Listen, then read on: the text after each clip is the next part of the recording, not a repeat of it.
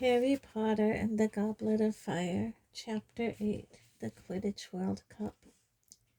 Clutching their purchases, Mr. Weasley in the lead, they all hurried into the wood, following the lantern-lit trail. They could hear the sounds of thousands of people moving around them, shouts and laughter, snatches of singing. The atmosphere of feverish excitement was highly infectious. Harry couldn't stop grinning. They walked through the wood for 20 minutes, talking and joking loudly, until at last they emerged on the other side and found themselves in the shadow of a gigantic stadium. Though Harry could see only a fraction of the immense gold walls surrounding the pitch, he could tell that 10 cathedrals would fit comfortably inside it. "Seats 100,000, said Mr. Weasley, spotting the awestruck look on Harry's face. "Ministry task force of 500 have been working on it all year. Muggle-repelling charms on every inch of it. Every time Muggles have got anywhere near here all year, they've suddenly remembered urgent appointments and had to dash away again. Bless them," he added fondly, leading the way towards the nearest entrance, which was already surrounded by a swarm of shouting witches and wizards. "Prime seats," said the ministry witch at the entrance when she checked their tickets. "Top box. Straight upstairs, Arthur, and as high as you can go." The stairs into the stadium were carpeted in rich purple. They clambered upwards with the rest of the crowd, which slowly filtered away through doors into the stands to their left and right. Mr. Weasley's party kept climbing, and at last they reached the top of the staircase and found themselves in a small box set at the highest point of the stadium and situated exactly halfway between the golden goalposts. About 20 purple and gilt chairs stood in 2 rows here, and Harry, filing into the front seats with the Weasleys, looked down upon a scene the like of which he could never have imagined. 100,000 witches and wizards were taking their places in the seats, which rose in levels around the long oval pitch. Everything was suffused with a mysterious golden light that seemed to come from the stadium itself. The pitch looked smooth as velvet from their lofty position. At either end of the pitch stood 3 goal hoops 50 feet high. Right opposite them, almost at Harry's eye level, was a gigantic blackboard. Gold writing kept dashing across it as though an invisible giant's hand was scrawling upon it and then wiping it off again. Watching it, Harry saw that it was flashing advertisements across the pitch. "The Blue Bottle, a broom for all the family. Safe, reliable, and with inbuilt anti-burglar buzzer. Mrs. Scour's all-purpose magical mess remover. No pain, no stain. Glad Rags Wizard Wear, London, Paris, Hogsmeade." Harry tore his eyes away from the sign and looked over his shoulder to see who else was sharing the box with them. So far it was empty, except for a tiny creature sitting in the second from last seat at the end of the row behind them. The creature, whose legs were so short they stuck out in front of it on the chair, was wearing a tea towel draped like a toga, and it had its face hidden in its hands. Yet those long bat-like ears were oddly familiar. "Dobby?" said Harry incredulously. The tiny creature looked up and parted its fingers, revealing enormous brown eyes and a nose the exact size and shape of a large tomato. It wasn't Dobby. It was, however, unmistakably a house elf, as Harry's friend Dobby had been. Harry had set Dobby free from his old owners, the Malfoy family. "Did Sir just call me Dobby?" squeaked the elf curiously from between its fingers. Its voice was higher even than Dobby's had been, a teeny quivering squeak of a voice, and Harry suspected, though it was very hard to tell with the house elf, that this one might just be female. Ron and Hermione spun around in their seats to look. Though they had heard a lot about Dobby from Harry, they had never actually met him. Even Mr. Weasley looked around with interest. "Sorry," Harry told the elf. "I just thought you were someone I knew." "But I knows Dobby too, sir," squeaked the elf. She was shielding her face as though blinded by light, though the top box was not brightly lit. "My name is Winky, sir." "And you, sir?" Her dark brown eyes widened to the size of side plates as they rested upon Harry's scar. "You is surely Harry Potter." "Yeah, I am," said Harry. "But Dobby talks of you all the time, sir," she said, lowering her hands very slightly and looking awestruck. "How is he?" said Harry. "How's freedom suiting him?" "Ah, sir," said Winky, shaking her head. "Ah, sir, meaning no disrespect, sir, but I is not sure you did Dobby a favor, sir, when you was setting him free." "Why?" said Harry, taken aback. "What's wrong with him?" "Freedom is going to Dobby's head, sir," said Winky sadly. "Ideas above his station, sir. Can't get another position, sir." "Why not?" said Harry.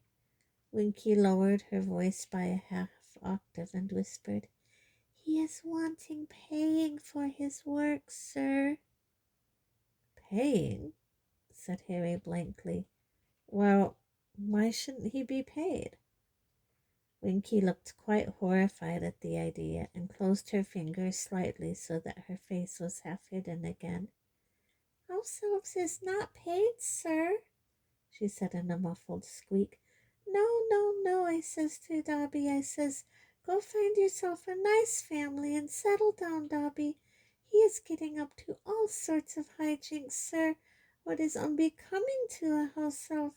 You goes racketing around like this, Dobby," I says, "and next thing I hear you's up in front of the Department for the Regulation and Control of Magical Creatures like some common goblin." "Well, it's about time he had a bit of fun," said Harry. "House elves is not supposed to have fun, Harry Potter," said Winky firmly from behind her hands. "House elves does what they is told. I is not liking heights at all, Harry Potter." She glanced toward the edge of the box and gulped. "But my master sends me to the top box and I comes, sir." "Why's he sent you up here if he knows you don't like heights?" said Harry, frowning. Master wants me to save him a seat, Harry Potter. He is very busy," said Winky, tilting her head towards the empty space beside her. "Winky is wishing she is back in Master's tent, Harry Potter, but Winky does what she is told. Winky is a good house elf." She gave the edge of the box another frightened look and hid her eyes completely again. Harry turned back to the others. "So that's a house elf?" Ron muttered. "Weird things, aren't they?" "Dobby was weirder," said Harry fervently. Ron pulled out his omnioculars and started testing them, staring down into the crowd on the other side of the stadium. "Wild," he said, twiddling the replay knob on the side. "I can make that old bloke down there pick his nose again, and again, and again." Hermione, meanwhile, was skimming eagerly through her velvet-covered tasseled program. "A display from the team mascots will precede the match," she read aloud. "Oh, that's always worth watching," said Mr. Weasley. "National teams bring creatures from their native land, you know, to put on a bit of a show." The box filled gradually around them over the next half hour. Mr. Weasley kept shaking hands with people who were obviously very important wizards. Percy jumped to his feet so often that he looked as though he was trying to sit on a hedgehog. When Cornelius Fudge, the Minister for Magic himself, arrived, Percy bowed so low that his glasses fell off and shattered. Highly embarrassed, he repaired them with his wand, and thereafter remained in his seat, throwing jealous looks at Harry whom Cornelius Fudge had greeted like an old friend. They had met before, and Fudge shook Harry's hand in fatherly fashion, asked how he was, and introduced him to the wizards on either side of him. "Harry Potter, you know," he loudly told the Bulgarian minister, who was wearing splendid robes of black velvet trimmed with gold, and didn't seem to understand a word of English. "Harry Potter. Oh, come on now, you know who he is. The boy who survived you know who. You do know who he is." The Bulgarian wizard suddenly spotted Harry's scar and started gabbling loudly and excitedly, pointing at it. "Knew we'd get there in the end," said Fudge wearily to Harry. "I'm no great shakes at languages. I need Barty Crouch for this sort of thing. Ah, I see his house elf saving him a seat. Good job, too. These Bulgarian blighters have been trying to catch all the best places. Ah, and here's Lucius." Harry, Ron, and Hermione turned quickly, edging along the second row to 3 still empty seats right behind Mr. Weasley were none other than Dobby, the house elf's old owners, Lucius Malfoy, his son Draco, and a woman Harry supposed must be Draco's mother. Harry and Draco Malfoy had been enemies ever since their very first journey to Hogwarts. A pale boy with a pointed face and white blonde hair, Draco greatly resembled his father. His mother was blonde too, tall and slim, and she would have been nice looking if she hadn't been wearing a look that suggested there was a nasty smell under her nose. "Ah, Fudge," said Mr. Malfoy, holding out his hand as he reached the Minister of Magic. "How are you? I don't think you've met my wife, Narcissa, or our son Draco." "How do you do? How do you do?" said Fudge, smiling and bowing to Mrs. Malfoy. "And allow me to introduce you to Mr. Obolansk. Well, he's the Bulgarian Minister for Magic, and he can't understand a word I'm saying anyway, so never mind. And let's see who else. You know Arthur Weasley, I dare say." It was a tense moment. Mr. Weasley and Mr. Malfoy looked at each other, and Harry vividly recalled the last time that they had come to face. It had been in Flourish and Blott's bookshop, and they had had a fight. Mr. Malfoy's cold gray eyes swept over Mr. Weasley, and then up and down the row. "Good Lord, Arthur," he said softly, "what did you have to sell to get seats in the top box? Surely your house wouldn't have fetched this much." Fudge, who wasn't listening, said, "Lucius has just given a very generous contribution to St. Mungo's Hospital for magical maladies and injuries, Arthur. He's here as my guest." How nice," said Mr. Weasley with a very strained smile. Mr. Malfoy's eyes had returned to Hermione, who went slightly pink, but stared determinedly back at him. Harry knew exactly what was making Mr. Malfoy's lip curl. The Malfoys prided themselves on being purebloods. In other words, they considered anyone of Muggle descent, like Hermione, second class. However, under the gaze of the Minister for Magic, Mr. Malfoy didn't dare say anything. He nodded sneeringly to Mr. Weasley and continued down the line to his seats. Draco shot Harry, Ron, and Hermione one contemptuous look, then settled himself between his mother and father. "Slimy gits," Ron muttered, as he, Harry, and Hermione turned to face the pitch again. Next moment, Ludo Bagman had charged into the box. "Everyone ready?" he said, his round face gleaming like a great excited Edam. Minister, ready to go? Ready when you are, Ludo, said Fudge comfortably. Ludo whipped out his wand, directed it at his own throat, and said, Sonorous, and then spoke over the roar of sound that was now filling the packed stadium. His voice echoed over them, booming into every corner of the stands. Ladies and gentlemen, welcome. Welcome to the final of the 422nd Quidditch World Cup. The spectators screamed and clapped. Thousands of flags waved, adding their discordant national anthems to the racket. The huge blackboard opposite them was wiped clear of its last message. Bertie Bott's every flavor beans, a risk with every mouthful, and now showed Bulgaria 0, Ireland 0. And now, without further ado, allow me to introduce the Bulgarian team mascots. The right-hand side of the stands, which was a solid block of scarlet, roared its approval. I wonder what they've brought, said Mr. Weasley, leaning forwards in his seat. Ah, he suddenly whipped off his glasses and polished them hurriedly on his robes. Vila. What are Vila? But 100 Vila were now gliding out onto the pitch, and Harry's question was answered for him. Vila were women, the most beautiful women Harry had ever seen, except that they couldn't be human.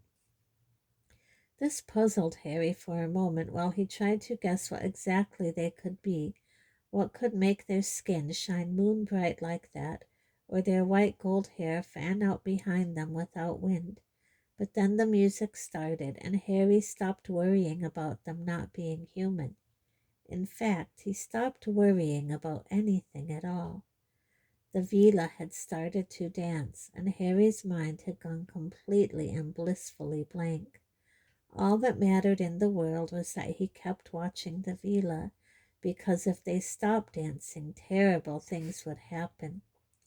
And as the Vila danced faster and faster, wild, half-formed thoughts started chasing through Harry's dazed mind. He wanted to do something very impressive right now. Jumping from the box into the stadium seemed a good idea, but would it be good enough? Harry, what are you doing? Said Hermione's voice from a long way off. The music stopped. Harry blinked. He was standing up, and one of his legs was resting on the wall of the box. Next to him, Ron was frozen in an attitude that looked as though he was about to die from a springboard. Angry yells were filling the stadium. The crowd didn't want the Vila to go. Harry was with them. He would, of course, be supporting Bulgaria, and he wondered vaguely why he had a large green shamrock pinned to his chest. Ron, meanwhile, was absent-mindedly shredding the shamrocks on his hat. Mr. Weasley, smiling slightly, leaned over to Ron and tugged the hat out of his hands. You'll be wanting that, he said, once Ireland have had their say. Huh? Said Ron, staring open-mouthed at the Vila, who had now lined up along one side of the pitch. Hermione made a loud tutting noise. She reached up and pulled Harry back into his seat. Honestly, she said. And now, roared Ludo Bagman's voice, kindly put your wands in the air for the Irish national team mascots. Next moment, what seemed to be a great green and gold comet had come zooming into the stadium. It did one circuit of the stadium, then split into two smaller comets, each hurtling toward the goalposts. A rainbow arced suddenly across the pitch, connecting the two balls of light. The crowd oohed and awed as though at a firework display. Now the rainbow faded, and the balls of light reunited and merged. They had formed a great shimmering shamrock, which rose up into the sky and began to soar over the stands. Something like golden rain seemed to be falling from it. Excellent, yelled Ron as the shamrock soared over their heads and heavy gold coins rained from it, bou- bouncing off their heads and seats. Squinting up at the shamrock, Harry realized that it was actually composed of thousands of tiny little bearded men with red waistcoats, each carrying a minute lamp of gold or green. "Leprechauns," said Mr. Weasley, over the tumultuous applause of the crowd, many of whom were still fighting and rummaging around under their chairs to retrieve the gold. "There you go," Ron yelled happily, stuffing a fistful of gold coins into Harry's hand. "For the omnioculars, and now you've got to buy me a Christmas present. Ha!" The great shamrock dissolved. The leprechauns drifted down onto the pitch on the opposite side from the villa and settled themselves cross-legged to watch the match. "And now, ladies and gentlemen, kindly welcome the Bulgarian national Quidditch team. I give you Dimitrov." A scarlet-clad figure on a broomstick, moving so fast it was blurred, shot out onto the pitch from an entrance far below, to wild applause from the Bulgarian supporters. "Ivanova!" A second scarlet-robed player zoomed out. "Zograf, Levski, Volkanov, Volkov, and Crumb." That's him," yelled Ron, following Crumb with his omnioculars. Harry quickly focused his own. Victor Crumb was thin, dark, and sallow-skinned, with a large curved nose and thick black eyebrows. He looked like an overgrown bird of prey. It was hard to believe he was only 18. "And now, please greet the Irish national Quidditch team," yelled Bagman, "presenting Connolly, Ryan, Troy, Mullet, Moran, Quigley, and Lynch." 7 green blurs swept onto the pitch. Harry spun a small dial on the side of his omnioculars and slowed the players down enough to read the word Firebolt on each of their brooms and see their names embroidered in silver upon their backs. "And here, all the way from Egypt, our referee, acclaimed chair wizard of the International Association of Quidditch, Hassan Mostafa." A small and skinny wizard, completely bald, but with a mustache to rival Uncle Vernon's, wearing robes of pure gold to match the stadium, strode out onto the pitch. A silver whistle was protruding from under the mustache, and he was carrying a large wooden crate under one arm, his broomstick under the other. Harry spun the speed dial on his omnioculars back to normal, watching closely as Mustafa mounted his broomstick and kicked the crate open. 4 balls burst into the air, the scarlet quaffle, the 2 black bludgers, and Harry saw it for the briefest moment before it sped out of sight, the minuscule, winged golden snitch. With the sharp blast on his whistle, Mustafa shot into the air after the balls. "They're off!" screamed Bagman. "And it's Mullet, Troy, Moran, Dimitrov, back to Mullet, Troy, Levski, Moran." It was Quidditch as Harry had never seen it played before. He was pressing his omnioculars so hard to his eyes that his glasses were cutting into the bridge of his nose. The speed of the players was incredible. The chasers were throwing the quaffle to each other so fast that Bagman only had time to say their names. Harry spun the slow dial on the right of his omnioculars again, pressed the play-by-play button on the top, and he was immediately watching in slow motion, while glittering purple lettering flashed across the lenses, and the noise of the crowd pounded against his eardrums. "Hawks Head attacking formation," he read, as he watched the 3 Irish chasers zoom closely together.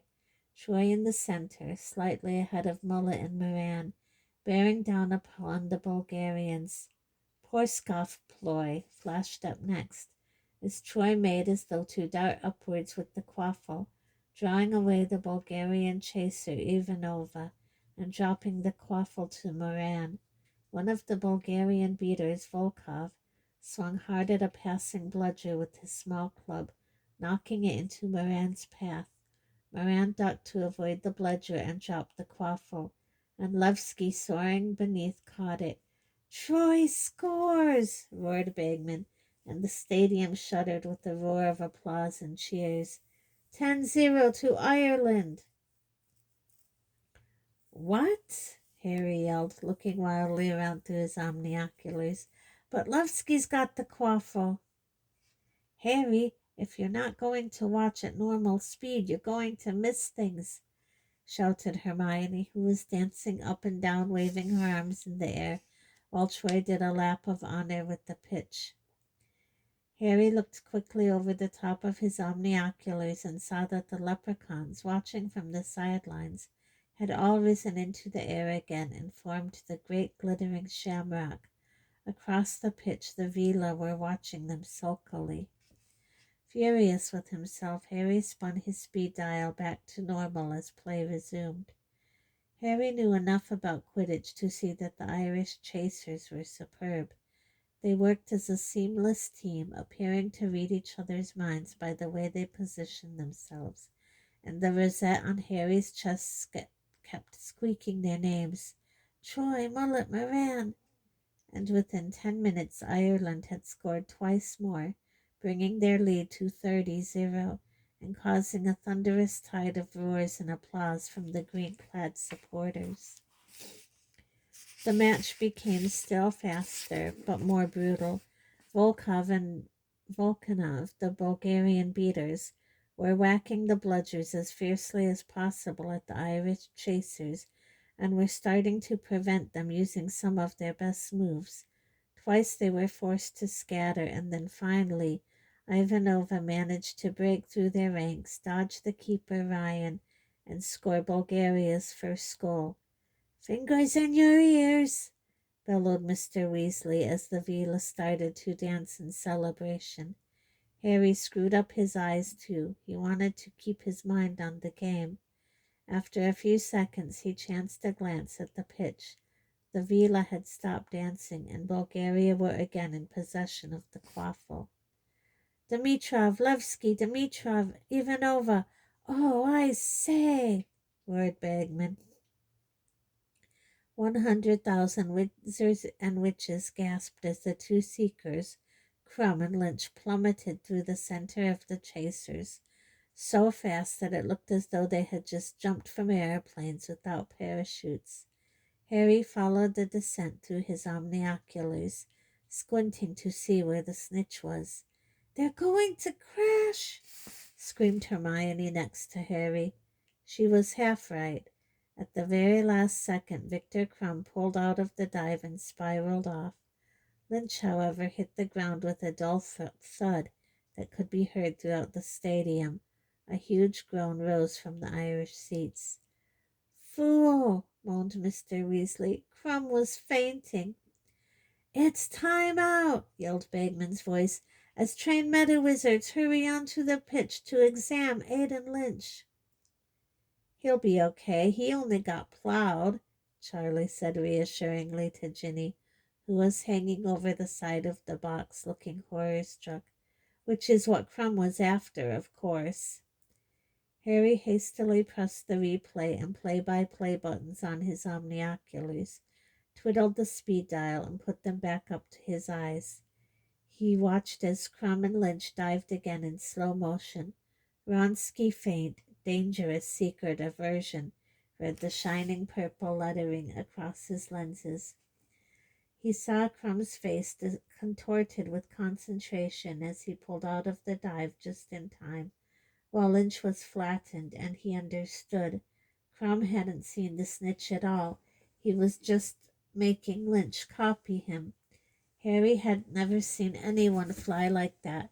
Crumb hardly looked as though he was using a broomstick at all. He moved so easily through the air that it looked as though he was unsupported and weightless. Harry turned his omnioculars back to normal and focused them on Crumb.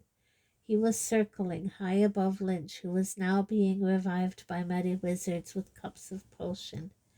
Harry, focusing still more closely upon Crumb's face, saw his dark eyes darting all over the ground 100 feet below. He was using the time while Lynch was revived to look for the snitch without interference. Lynch got to his feet at last, to loud cheers from the green-clad supporters, mounted his firebolt, and kicked back off into the air. His revival seemed to give Ireland new heart. When Mustafa blew his whistle again, the chasers moved into action with a skill unrivaled by anything Harry had seen so far. After 15 more fast and furious minutes, Ireland had pulled ahead by 10 more goals. They were now leading by 130 points to 10, and the game was starting to get dirtier. As Mullet shot towards the goalposts yet again, clutching the quaffle tightly under her arm, the Bulgarian keeper Zograf flew out to meet her. Whatever happened was over so quickly Harry didn't catch it, but a scream of rage from the Irish crowd and Mustafa's long shrill whistle blast told him it had been a foul. And Mustafa takes the Bulgarian keeper to task for cobbing. Excessive use of elbows, Bagman informed the roaring spectators. And yes, it's a penalty to Ireland. The leprechauns, who had risen angrily into the air like a swarm of glittering hornets when Mullet had been fouled, now darted together to form the words, "Ha, ha, ha!" The Vila on the other side of the pitch leaped to their feet, tossed their hair angrily, and started to dance again. As one, the Weasley boys and Harry stuffed their fingers in their ears, but Hermione, who hadn't bothered, was soon tugging on Harry's arm. He turned to look at her, and she pulled his fingers impatiently out of his ears. "Look at the referee," she said, giggling. Harry looked down at the pitch. Hassan Mustafa had landed right in front of the dancing Vila and was acting very oddly indeed. He was flexing his muscles and smoothing his mustache excitedly. "Now we can't have that," said Ludo Bagman, though he sounded highly amused. "Somebody slap the referee." A meta wizard came tearing across the pitch, his fingers stuffed in his own ears, and kicked Mustafa hard on the shins. Mustafa seemed to come to himself. Harry, watching through the omnioculars again, saw that he looked exceptionally embarrassed and was shouting at the Vila, who had stopped dancing and were looking mutinous. "And unless I'm much mistaken, Mustafa is actually attempting to send off the Bulgarian team mascots," said Bagman's voice. "Now there's something we haven't seen before. Oh, this could turn nasty." It did. The Bulgarian beaters, Volkov and Volchanov, had landed either side of Mustafa and began arguing furiously with him, gesticulating towards the leprechauns, who had now gleefully formed the words, "He, he, he." Mustafa was not impressed by the Bulgarians' arguments, however. He was jabbing his finger into the air, clearly telling them to get flying again, and when they refused, he gave 2 short blasts on his whistle. "2 penalties for Ireland," shouted Bagman, and the Bulgarian crowd howled with anger. "And Volkov and Volchanov had better get back on those brooms. Yes, there they go, and Troy takes the quaffle." Play now reached a level of ferocity beyond anything they had yet seen. The beaters on both sides were acting without mercy. Volkov and Volchanov in particular seemed not to care whether their clubs made contact with bludger or human as they swung them violently through the air. Dimitrov shot straight at Moran, who had the quaffle, nearly knocking her off her broom. "Foul!" roared the Irish supporters as one, all standing up in a great wave of green. "Foul!" echoed Ludo Bagman's magically magnified voice. Dimitrov skins Moran, deliberately flying to collide there, and it's got to be another penalty. Yes, there's the whistle. The leprechauns had risen into the air again, and this time they formed a giant hand, which was making a very rude sign indeed, across the pitch towards the villa. At this the villa lost control. They launched themselves across the pitch and began throwing what seemed to be handfuls of fire at the leprechauns.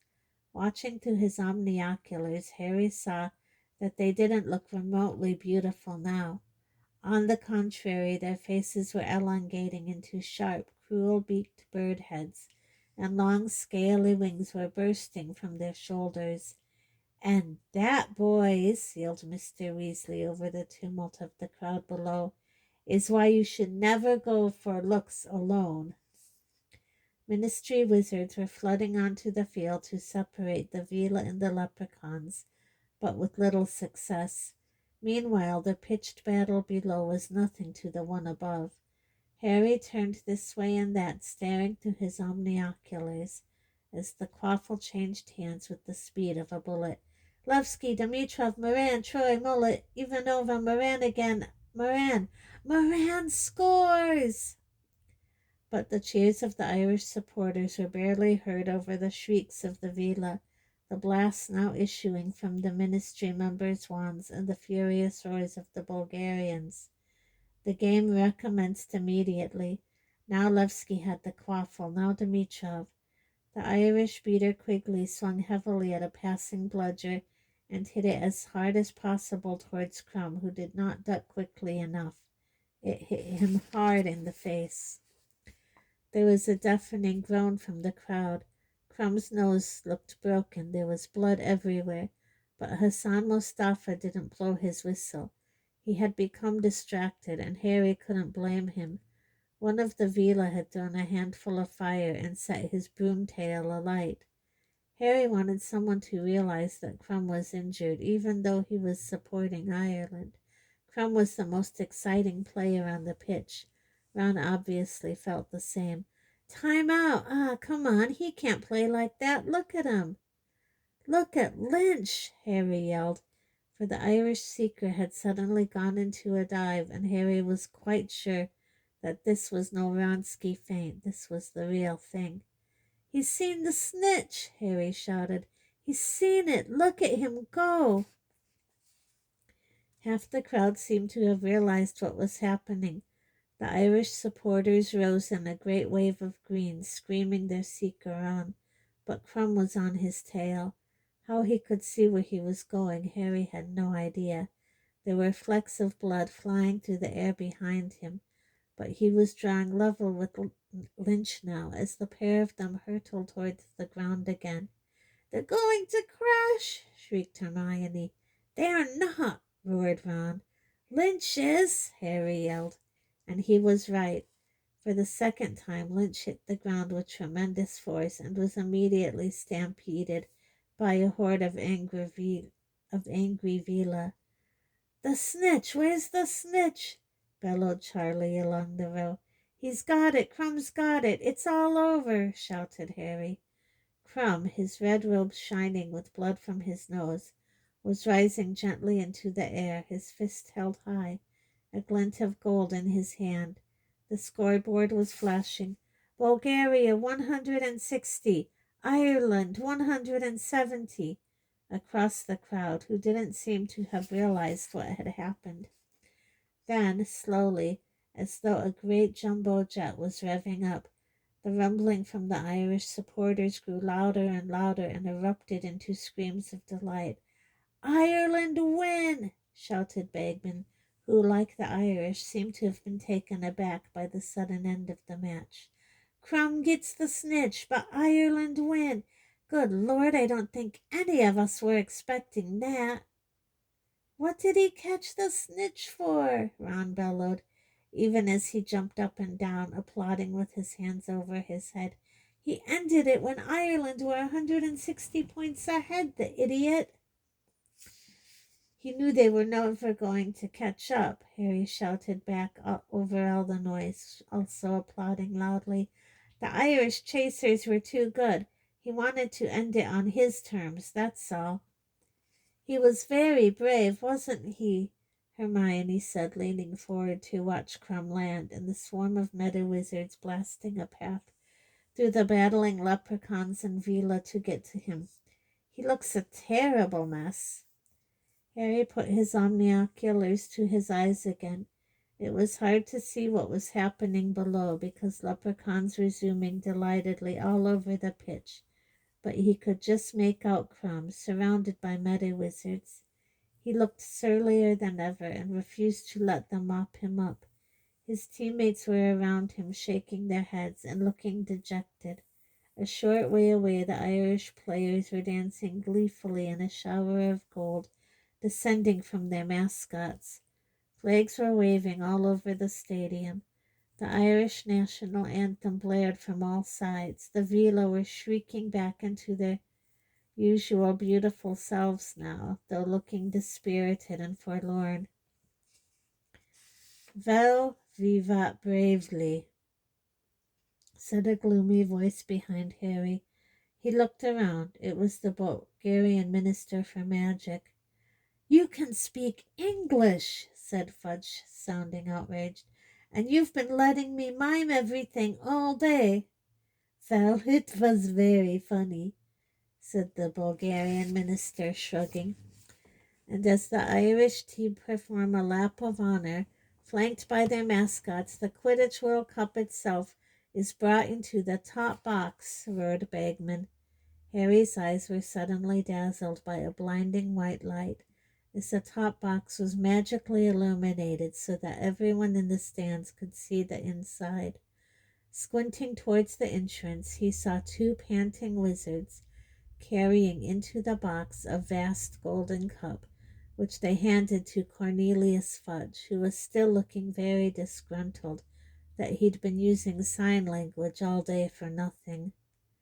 "Let's have a really loud hand for the gallant losers, Bulgaria!" Bagman shouted. And up the stairs into the box came the seven defeated Bulgarian players.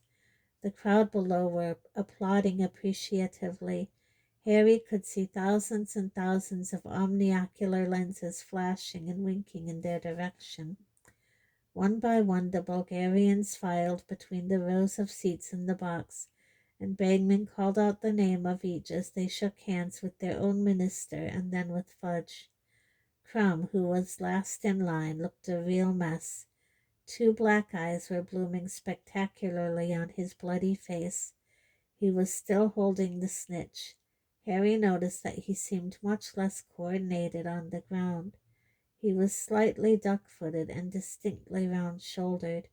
But when Crumb's name was announced, the whole stadium gave him a resounding, ear-splitting roar.